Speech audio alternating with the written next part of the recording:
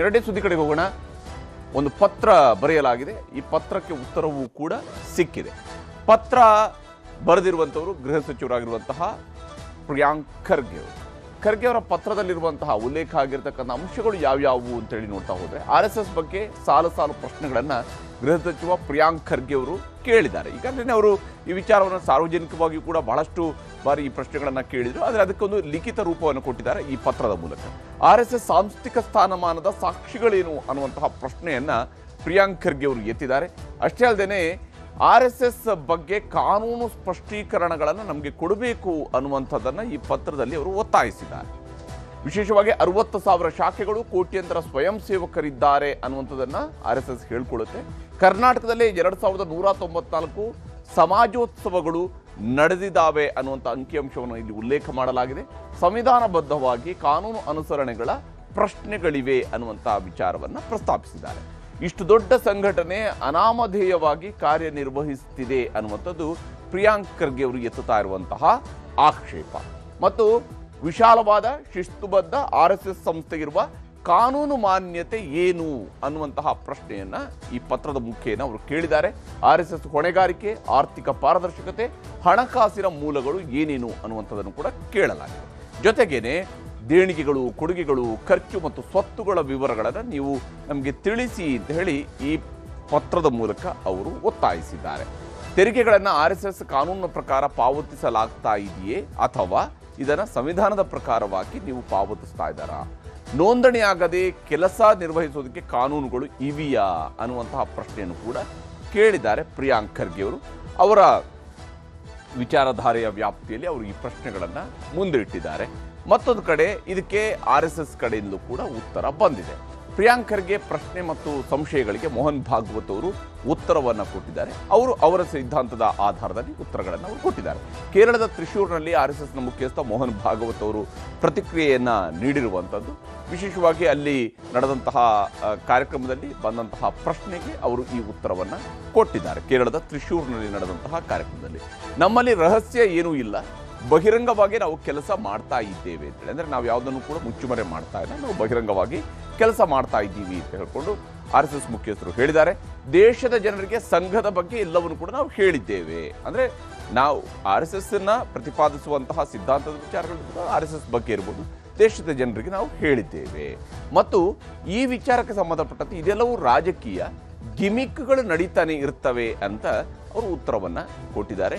ಪ್ರಿಯಾಂಕ್ ಖರ್ಗೆ ಅವರು ಮಾಡ್ತಾ ಇರೋದು ಇದೊಂದು ರಾಜಕೀಯದ ಗಿಮಿಕ್ ಅನ್ನುವಂಥದ್ದು ಈ ಮೂಲಕ ಪರೋಕ್ಷವಾದಂತಹ ಉತ್ತರವೂ ಕೂಡ ಆಗಿದೆ. RSS ಶುರುವಾಗಿದ್ದು ಬ್ರಿಟಿಷರ ಕಾಲದಲ್ಲಿ. ಬ್ರಿಟಿಷರು ಈ ದೇಶದಲ್ಲಿ ಆಳ್ವಿಕೆ ನಡೆಸ್ತಾ ಇದ್ದಾಗಲೇ RSS ಹುಟ್ಟುಕೊಂಡಿತ್ತು. ಅಷ್ಟೇ ಅಲ್ಲದೆ RSSನ